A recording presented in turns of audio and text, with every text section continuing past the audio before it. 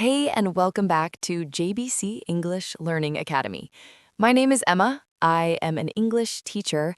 I also have a master's degree in learning languages. Today, I wanted to talk about 15 common myths people have about learning languages. If you truly love this podcast, please like the video, subscribe to the channel. Your support really helps this channel grow. Okay?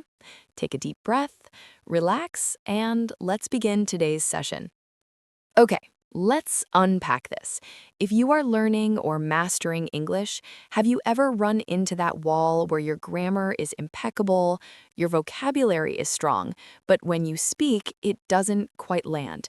It feels, I don't know, mechanical. Or on the flip side, when you listen to native speakers, they sound like they're just skipping half the words. It is, and I think this is fair to say, the single biggest blind spot in most language education, right?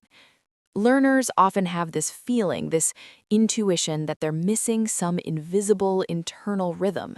And the sources we've gathered today, they pinpoint exactly what that is, the underlying heartbeat of natural English speech. And that's our mission for this deep dive. We are going to get into the specific linguistic and phonetic mechanisms that create this rhythm.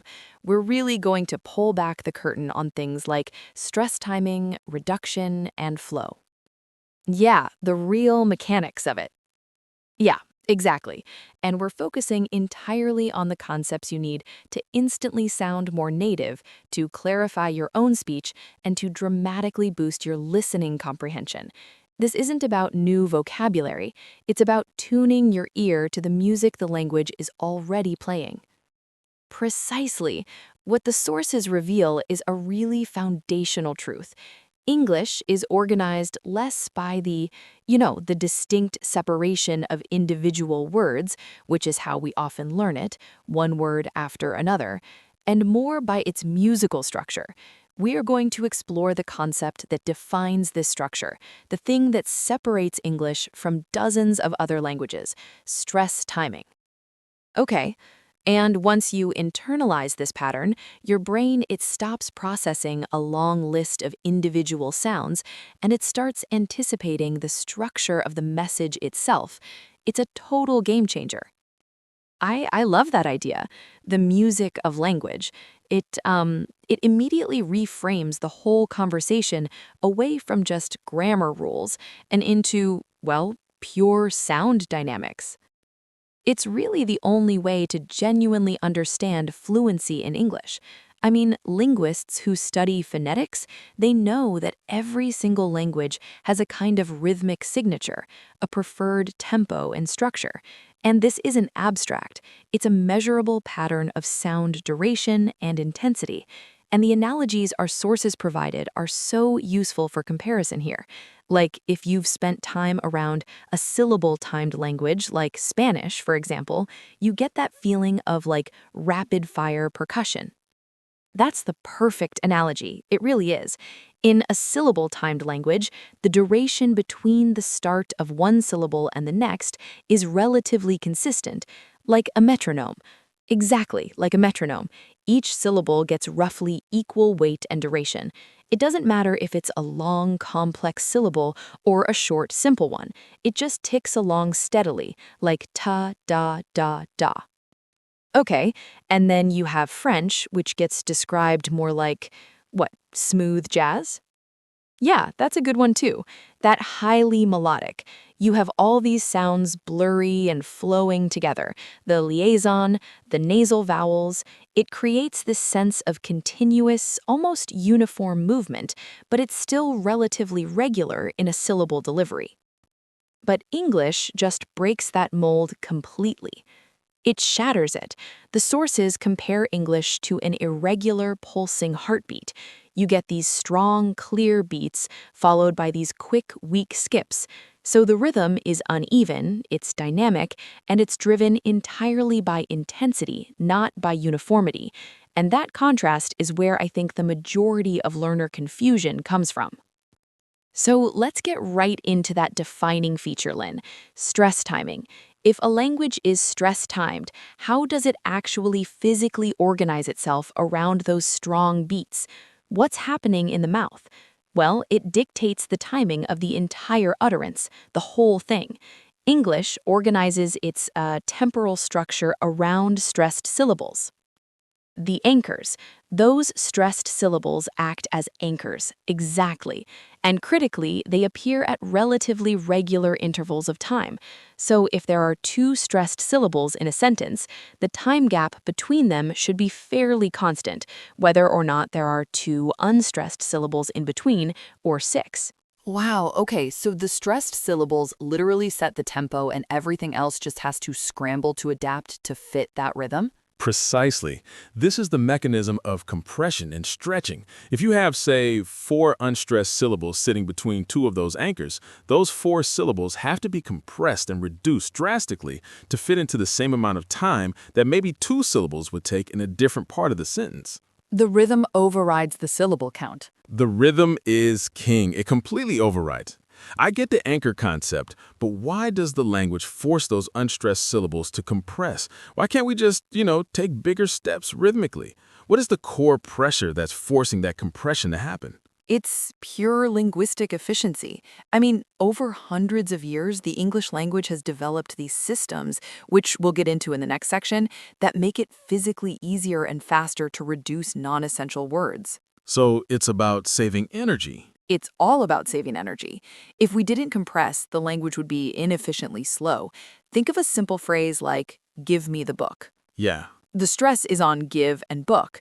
Okay. Now think of a longer one. Give me the blue and red book. The time it takes to say both of those sentences is almost identical. That's incredible. It is. The unstressed words, me, that in that first example, take up some time, sure, but the 3 extra unstressed words, me, the blue, and red, in the second example, are just severely crushed to maintain that temporal regularity set by the 2 anchors, give and book. That walking analogy really helps solidify the difference. Then a syllable-timed language is like marching left, right, left, right. Every step is uniform, sure. Yes, but in English, you're emphasizing steps at regular intervals. It's more like step, skip, step. The distance covered is regular, but the mechanics inside are just wildly irregular. That's a fantastic way to put it. You're still moving forward, but with a different kind of gait. Okay, so this brings us back to the classroom. If this stress timing is so fundamental, if it's the organizational principle of the whole language, why is it so often left out of standard language instruction? It seems like a huge oversight. It is, and the sources call it the curriculum gap. The established way of teaching focuses so heavily on these atomized components, perfect pronunciation of isolated sounds, mastering complex grammar rules. Right, building blocks. Exactly, building blocks. This creates speakers who are excellent at the individual elements, but they completely fail to see how those elements are supposed to interact rhythmically in real time. And the consequence of this isolated learning is, well, it's profound.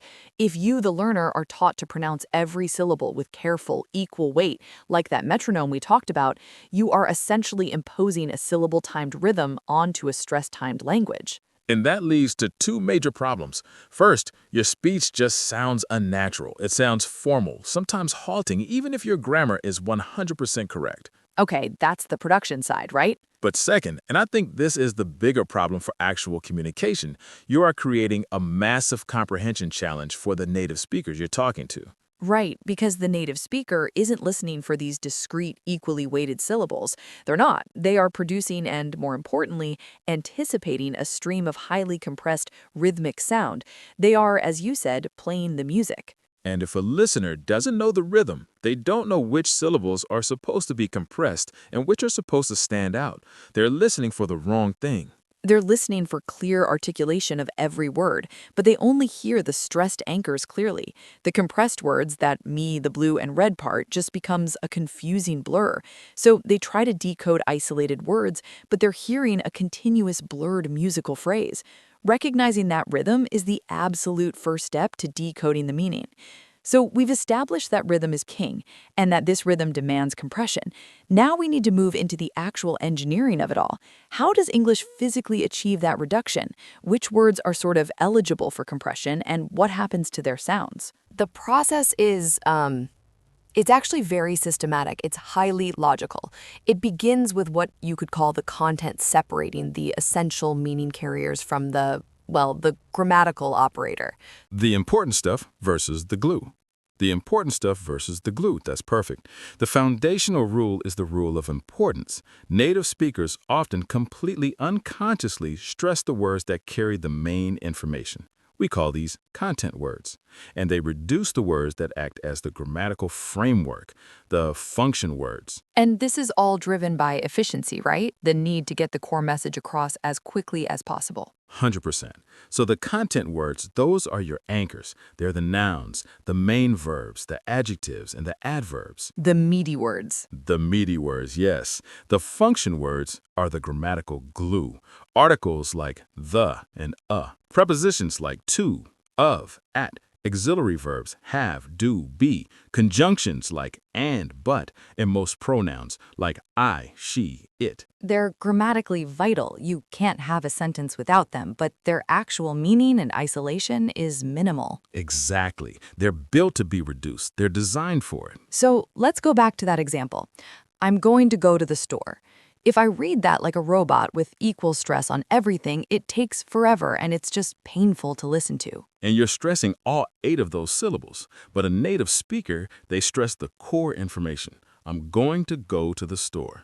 You hear the emphasis, the energy on the key verbs in the noun, right? Going, go, store. The rest of it, I'm, to, duh, and the, are just crushed into the space between those anchors. Now, if you, as the learner, stress those function words, you're accidentally signaling that they carry some unique importance, which just confuses the listener. It changes the entire meaning. If I say, I'm going to the store, I'm emphasizing the word to, which suggests, I don't know, maybe there was a debate about whether I was going from the store or near the store. I've broken the default rhythm to communicate a very subtle and probably unnecessary contrast. And that brings us to the actual sound reduction mechanism itself, which relies overwhelmingly on one tiny, unassuming vowel sound, the schwa, which is written as schwa. The schwa, the simple sound. It's really amazing that the most common sound in this huge global language is so often just completely overlooked in instruction. It is the absolute embodiment of efficiency. The mechanism of reduction is this. When a syllable is unstressed, the vowel inside it doesn't try to articulate its full, complex sound. It relaxes its posture entirely. What does that mean? Relaxes its posture. The mouth barely opens. The tongue remains central and neutral in the mouth. It requires the least possible effort from all the musculature in your jaw and tongue. It is the linguistic equivalent of taking your foot off the gas pedal. It's the default coasting sound. It's the sound English defaults to when it needs to conserve energy. Exactly. And we see this at the word level first.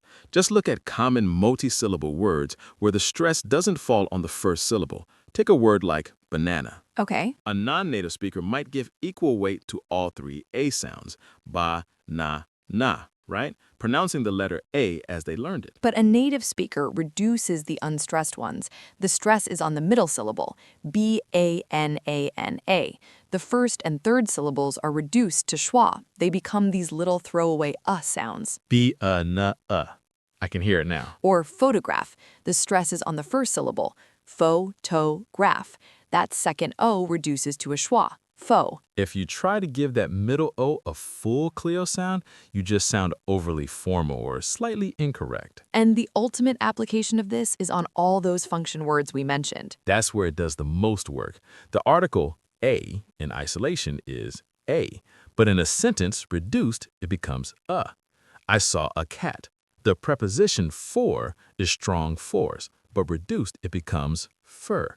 This is for you. They all collapse into this universal neutral vowel sound, and this pattern is not optional. It's non-negotiable for achieving natural rhythm. So the schwa is really the basis for what we call weak forms. We talked about how of becomes or just Can we go a little deeper into the most frequent words that rely on these weak forms, especially the auxiliaries, because I feel like that's where learners really miss the beat entirely. Oh, that's a critical area for expansion. You're right. Function words, they only maintain their strong form when you say them in isolation, like reading from a list, or when you're emphasizing them for a specific reason. But the weak form is the absolute rule in continuous connected speech. So let's look at those common auxiliary verbs, because using their full, strong forms must completely disrupt the flow. It does. Let's take the auxiliary have. In isolation, you say have. But when you use it in the present perfect, for instance, in a sentence like, they have finished the work, it reduces. How does it reduce? Well, often the H at the beginning is dropped entirely, and the A vowel becomes a schwa. So it sounds like they finished the work. Sometimes it's just a contraction. They've finished. Right. If a learner says, they have finished, with that full strong form, it sounds like they're trying to contrast it with they haven't finished. It puts all this undue emphasis on the auxiliary verb, which isn't the main point of the sentence. That's a huge insight. So what about the auxiliary be forms like are and was? Those must be everywhere. Everywhere. So are is strong, but in a question like, where are you going? It reduces to or it just contrasts completely. Where are you going? The stress is on where and going, and that word are just becomes tiny. Almost disappears. It almost disappears. And it's the same with was. The strong form is was or was, but in a sentence like, what was he doing? The vowel in was reduces to a schwa. What Ratty doing? Trying to maintain that full S sound in was just slows the entire phrase down, and it sounds really unnatural. And the modals, these are already complex grammatically for a lot of people, so I imagine their rhythmic reduction as a whole other layer of difficulty. Absolutely. The modal verb can is the classic example here. The strong form is can, but when you're just using it for ability, like in I can go, it becomes the weak form, can. If you say, can a king go, it implies that you're emphasizing permission. Yes, I can go. Despite what you said, learners really struggle with this because they feel that saying kin sounds like the word kin, and that is confusing, but it is the expected default sound in that context. And the sources also mention the sort of ultimate examples of reduction, these phrases that have basically merged entirely because of this constant rhythmic pressure. Yes, the cup of tea phenomenon. It's a perfect illustration. When the word of reduces to fr in the phrase cup of tea, the acoustic result is cup of tea. Cup of tea. The written form, cuppa, that you see sometimes, that just reflects the spoken reduced reality. The same thing happens with going to becoming gonna, or got to becoming gotta. So these aren't just sloppy slang. Not at all. They are legitimate linguistic structures that have evolved specifically to maintain the integrity of the stress-timed rhythm at a normal conversational speed. I mean, if you tried to say, I am going to go now, using all the full forms, the rhythm would feel incredibly labored and slow. So using weak forms isn't optional for fluency. It's not optional. It's the core mechanism by which English maintains its natural pace. Okay, we've now established how the sound of individual words compresses and stretches, but even with perfect schwas and weak forms, my speech could still sound choppy if I paused after every single word. Exactly. So how do native speakers knit all those reduced and stressed words together into a single flowing whole? This is where we need to shift our focus from the word to the phrase. English doesn't deliver ideas word by word. It delivers them in single rhythmic units, and these are called thought groups or sense groups. This is where fluency truly resides. Thought groups. A thought group is basically a unit of meaning. It could be a phrase or a clause that conveys a single logical idea. Native speakers, we think and we breathe in these groups, and they are delivered as a single, continuous, unbroken rhythmic unit. And we know that each of these groups has its own rhythmic hierarchy. They can have multiple stresses, but usually there's one primary stress, right? The nuclear stress. That's right, the nuclear stress. It's the loudest and usually the highest pitched, and it almost always falls on the last content word of that group.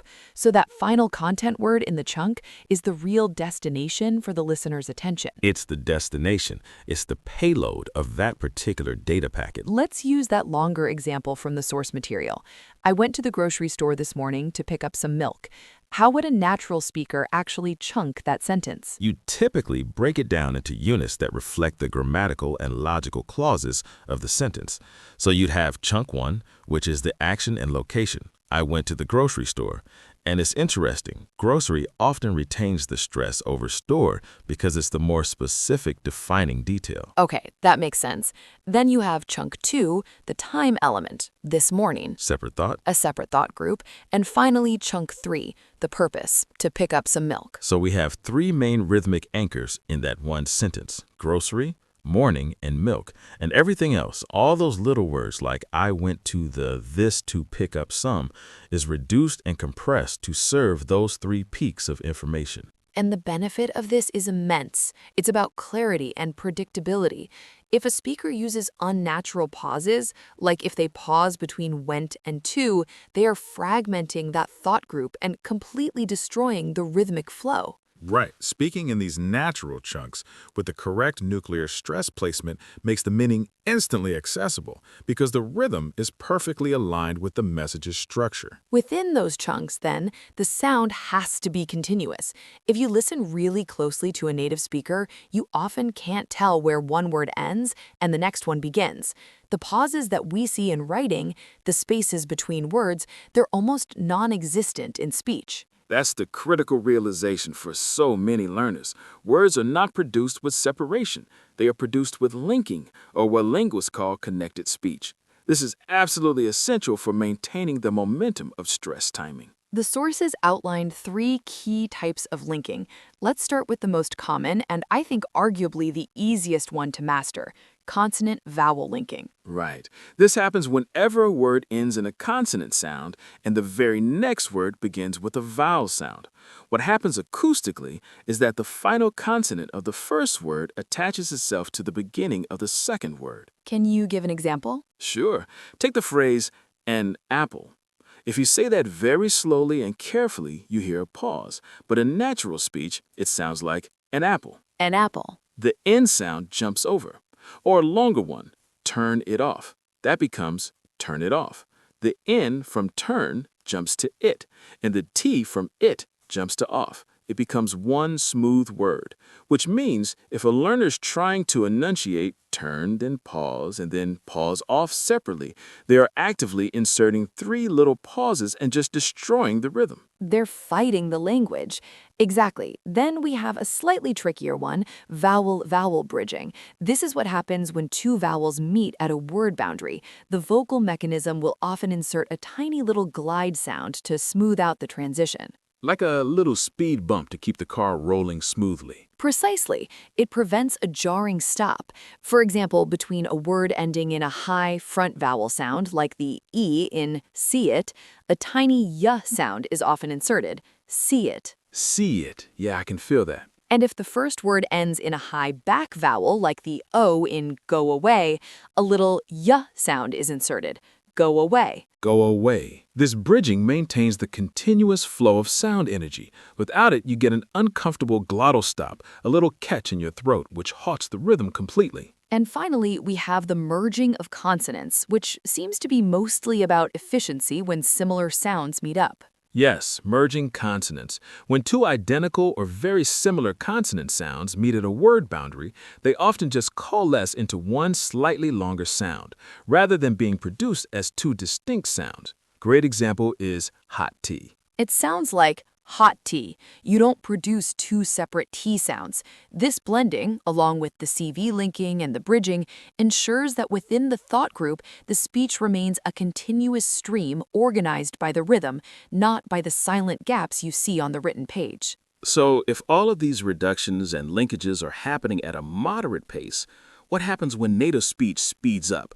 When the speaker is excited or just talking comfortably among friends. This is where listening comprehension often completely collapses for the learner. It's the cliff edge. The moment speech speeds up, all of these reduction patterns become maximal. Everything gets dialed up to 11. Everything. Weak forms are fully utilized, consonants vanish, and contractions multiply like crazy. The famous examples are really illustrative here. What about what are you going to do? That rapidly reduces to what you gonna do. Yeah, or sometimes even just what you going to do. What you gonna do becomes the compressed, highly linked, schwa-heavy, I don't know. The words are barely recognizable when you compare them to their dictionary forms. I remember the first time I realized that a phrase like "Did you eat yet?" Mm-hmm. was compressing into something that sounded like "Jeet yet." Jeet. That realization, it honestly felt like unlocking a cheat code for listening comprehension because you finally stop trying to hear did and you start listening for the rhythmic chunk jeet. That is the crucial pivot point, because even when the words are maximally reduced, the rhythm remains the anchor. The underlying stress pattern holds the whole utterance together. In what are you gonna do, the stress still falls on what and do, or perhaps on going to. The structure is still there. The structure of the beat is constant, even if the melody is almost a mumble sometimes. So learners struggle because they were taught these idealized dictionary forms of the words. But in real life, those words are compressed, linked, and rhythmically altered just to serve the beat. Exactly. And if you can learn to decode the rhythm, you start to anticipate the sound. You know, a short function word is supposed to be crushed, so you don't waste your mental energy trying to hear its full form. You listen for the anchors instead. It's clear that rhythm provides the structure. It's the skeleton. But that structure also has to be pliable enough to convey complex meaning and emotion. So now we need to look at how speakers manipulate that default rhythm and the pitch to achieve all that nuance. Right, so rhythm is both a fundamental rule and a communicative tool you can play with. We know the default rhythm usually anchors on the last content word in a thought group, but how much flexibility do these speakers really have to shift that anchor around? They have massive flexibility. The power of shifting the nuclear stress, that main point of emphasis, is huge. In English, when you deviate from the default stress placement, you're signaling something new. Contrast, correction, surprise. The rhythm becomes the primary vehicle for that change in meaning. Okay, let's use the classic example from the sources. I saw him yesterday. The default stress would fall on yesterday, right? Because it's the final content word. Correct. That's just a neutral statement of fact, no special meaning. But now let's observe the power of shifting that anchor. What happens if you stress the subject? I saw him yesterday. Now, you're explicitly contrasting yourself with someone else. The meaning is, I saw him, not my sister, not John. The focus is on the who. Okay, and if I shift the stress to the main verb, I saw him yesterday. Now you're contrasting the action itself. The meaning becomes, I saw him. I didn't just hear a rumor about him or talk to him on the phone. The focus is on the what. And this is the really powerful one. If you stress the object pronoun, which is normally a reduced function word, the effect is dramatic. I saw him yesterday. Yes, the meaning there is, I saw him specifically, not the other person we were just discussing. The implication is crucial. Rhythm isn't just about making the language flow. It is the most efficient method English has for conveying these subtle shades of meaning and intention without changing a single written word. This must be a huge struggle for learners who come from syllable-timed languages, where that kind of contrast or emphasis is often achieved by adding a separate word or a particle. It is. In English, you just move the beat. So if stress is the drum beat, the temporal anchor, then intonation is the melody. It's the pitch variation that rides on top of that beat. And those two elements have to work in perfect synchronicity. They're inseparable. Does the pitch change across all the syllables equally or only on the stressed ones? That's a critical point. The major pitch changes, the real melodic shifts, they happen on the stressed syllables, and particularly on that nuclear stress we talked about. The weak, unstressed, reduced syllables, they tend to remain at a relatively flat, low pitch. They just kind of flow beneath the main melodic changes. Let's look at the basic patterns then. Falling intonation signals completion. Exactly. It signals certainty, finality, or a declarative statement. When you say, I finished the report, the pitch falls dramatically on the word report, and that signals the end of the thought. It's done. And conversely, rising intonation signals incompleteness or a question. Yes, a sentence like, "You're leaving now?" The rising pitch on the word now is what turns that statement into a simple yes-no question. And this pattern is also absolutely essential for signaling continuation in sequences or lists. Ah, Consider the sequence: I went to the store, bought some milk, came back home, and made dinner. The rising intonation on store and milk act like an acoustic comma. it tells the listener, wait, there's more coming. Precisely. The final fall on home or dinner signals the completion of the entire narrative unit. If the speaker used a falling intonation on store, the listener would assume the story was over at that point and might even interrupt. We've been discussing a sort of default rhythm, but English clearly speeds up and slows down depending on the context. How dynamic is this stress timing really? It's highly dynamic, but the core principle of stress timing is a constant. The degree of reduction and the tempo of the speech can change, but the placement of the anchors doesn't fundamentally shift. So it adapts. It adapts. Look at the difference between formal speech, say a presidential address or a high-stakes professional pitch, and casual conversation. Very different sounds. Very different. Formal speech tends to be slower, the articulation is much clearer, and there's less of that maximal reduction we discussed. Weak forms are still used, but the difference in energy between the stressed and unstressed syllables might be less extreme. Yeah, the speaker is prioritizing maximum clarity over maximum speed, whereas in casual conversation, especially when the energy is high, you get the opposite. You get maximum reduction, maximum linking, and full utilization of all the weak forms.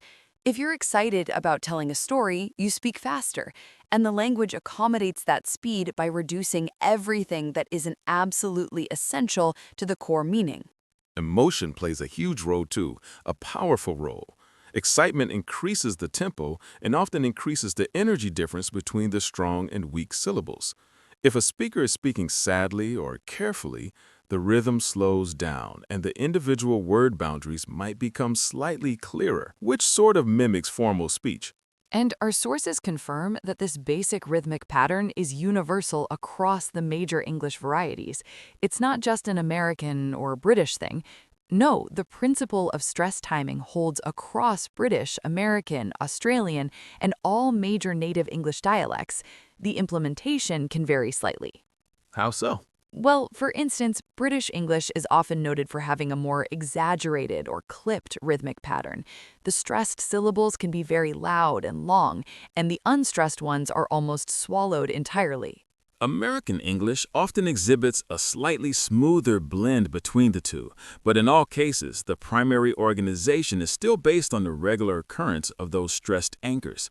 The heartbeat is the same, even if the intensity varies. Okay, so we have the theory, the mechanics, and the application to meaning.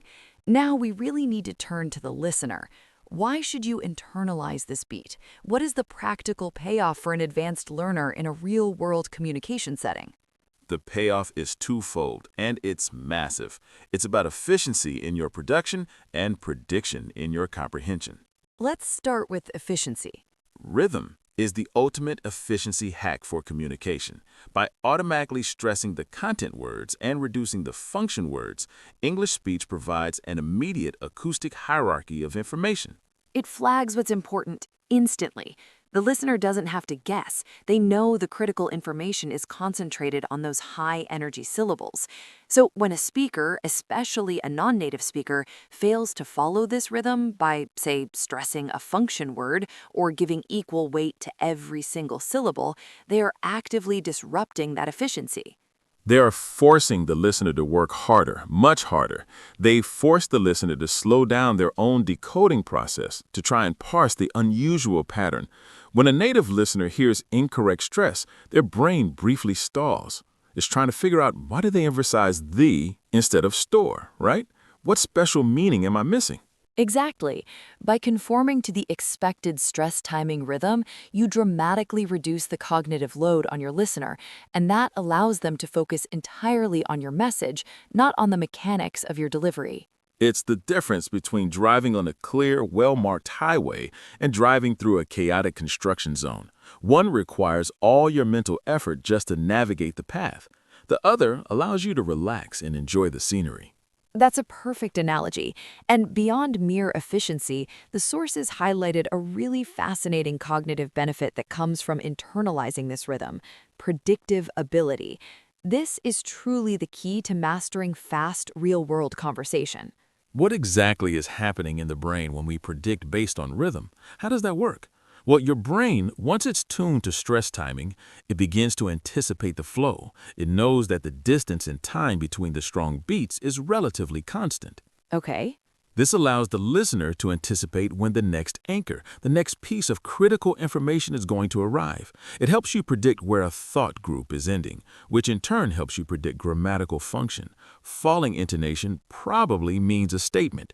Rising intonation, probably a question. So you stop listening for every single word. You can't, it's too fast. You can. Instead, you start to focus on the rhythmic guideposts, the stressed syllables, and you use context and expectation to quickly fill in the compressed, reduced words that fall in between. That is exactly it. You're actively predicting the structure and the information density of the sentence. And this massive reduction in mental effort, it frees up all these cognitive resources that would otherwise be spent agonizing over an unclear schwa sound or missed word. You move from passively trying to catch the sound to actively anticipating the meaning. And the impact that has on your listening comprehension is often the most dramatic benefit of mastering the beat. It's huge. For the serious learner who's listening right now and wants to implement this, what are the, say, 4 most common rhythmic pitfalls they need to be hyper aware of? Okay, let's break them down. We'll start with the most disruptive one: stressing function words. You should almost never place the nuclear stress on articles, prepositions, or auxiliary verbs unless you are explicitly creating a contrast. Saying, "I can do it" is the correct neutral statement, but saying, "I can do it" signals an unnecessary correction or emphasis. Got it. Okay, number 2. Number 2 is the schwa issue, failing to reduce vowels. If you pronounce every vowel with its full, clear dictionary quality, your speech will sound overly careful, stiff, and aggressively slow. It completely defeats the purpose of efficiency. You have to remember the schwa is the default setting for any unstressed syllable. And number 3. Number 3 is the flow problem. Pausing between every word. This is where that linking mastery comes in. English words within a single thought group must flow continuously. If you stop and restart the rhythmic unit with every single word, you lose the musicality entirely. It sounds like a computer reading a list. And the final big pitfall. Inconsistent stress. If you just randomly emphasize syllables or you fail to maintain that pattern of strong, weak, weak, strong, your speech becomes chaotic and unpredictable for the listener. Native rhythm is extremely consistent, which is precisely why it's so predictable and so efficient. Okay, so the good news is that rhythm is something your body and your brain are literally wired to learn. It just requires some specific training targeted at auditory perception and muscle memory. That's right. And the first and most foundational step is simply awareness. Now that you know about stress timing, the schwa, and weak forms, you need to become an active listener. When you watch a movie or listen to native speech, don't focus on the grammar for a bit. Close your eyes and just focus on the sound. Start tapping your finger along to the stressed syllables. Listen for the pattern. Tap, tap, tap, tap. Don't listen to the word, listen to the energy. Once you're aware of it, the next step is physical practice, using rhythmic reading. This is one of the most effective techniques out there. You take a simple text, maybe just a few paragraphs from an article. First, go through and mark every single content word that you think should receive stress: the nouns, main verbs, adjectives. Then you read it aloud, but you exaggerate the pattern aggressively. You should be loud and long on the stress words and practically whisper or throw away all the unstressed function words. So if the line is, "The dog was chasing the ball into the park," you should sound like a choppy, dramatic actor. It feels silly at first. It does, but that exaggeration, it trains the muscle memory of your mouth and your ear to accept the huge disparity in energy between the strong and weak syllables. Another superb technique is to use a metronome or background music. Set a steady beat, say 120 beats per minute. Try to speak sentences or phrases and force every single stressed syllable to land exactly on that click or beat. All the reduced syllables have to be crammed into this tiny space between the clicks. This physically reinforces the temporal regularity of the strong beats. And my personal favorite for real-time internalization is shadowing. This technique isn't just listening and then repeating later. You listen to a native speaker segment, maybe just 5 seconds of it, and you repeat it immediately, talking over or just a split second behind the speaker. And the key is, You aren't trying to capture the dictionary words. You are trying to perfectly mimic the music, the rhythm, the intonation, and the tempo. shadowing works because it bypasses your mental dictionary. It forces your auditory system and your articulatory muscles to work together purely based on sound pattern recognition. It's training the muscle memory you need for smooth linking and reduction. And don't dismiss singing. English songs, especially pop and rock, they follow rhythmic patterns that are very similar to speech. If you sing along, you naturally internalize the rhythm and the flow of connected speech without even consciously thinking about the linguistic rules. It makes the beat physical and, well, enjoyable. And finally, for more subtle refinement, you can practice minimal stress pairs. Take simple, identical sentences and just practice hearing and producing the difference based only on where the stress is located. Continuously practice saying, I saw him yesterday, versus I saw him yesterday. This trains your ear to the meaning-altering power of stress location, which is essential for advanced nuance. This has been absolutely illuminating. To summarize for everyone, the path to natural fluency runs directly through the language's fundamental architecture. English is stress-timed. The schwa and weak forms are the essential engines of that reduction. You have to speak in flowing, linked thought groups, not discrete words. And ultimately, mastering this rhythm drastically reduces the cognitive burden for both you and your listener. And we really want to leave you with a sense of empowerment here. For many learners, adopting a native-like rhythm can feel like you're letting go of control or even changing your identity. But understanding this system, it actually grants you control. That's a great point. You now have the choice, the ability to utilize these reduction and timing patterns for maximum clarity and naturalness in any professional or social setting you choose. Ultimately, you're moving past simply knowing the language and you're learning how to perform it. Learning the rhythm is like learning the basic steps of a dance. It provides the necessary structure and framework, but it also allows you the freedom to vary the tempo, to inject your own personality, and to just enjoy the conversation without constantly fighting the fundamental physics of the language. And the sources pointed out this intimate, necessary relationship between English grammar and this process of reduction, that grammatical function words must be able to fly easily into those unstressed spaces. So let's close with this provocative thought. Contractions like should have becoming shoulda or going to becoming gonna, these are essentially the language finding grammatical shortcuts just to keep the beat. The rhythm forces the grammar to change. Exactly. So if rhythm fundamentally dictates structure, consider this. What other complex aspects of English grammar that you might have found confusing, maybe the strange positions of prepositions or the quick, fluid usage of phrasal verbs, were actually developed, or at least reinforced, just to satisfy the relentless necessity of the stress-timed beat? Something to mull on as you start listening for that hidden heartbeat in every conversation you encounter. Thank you so much for joining today's lesson here at JBC English Learning Academy.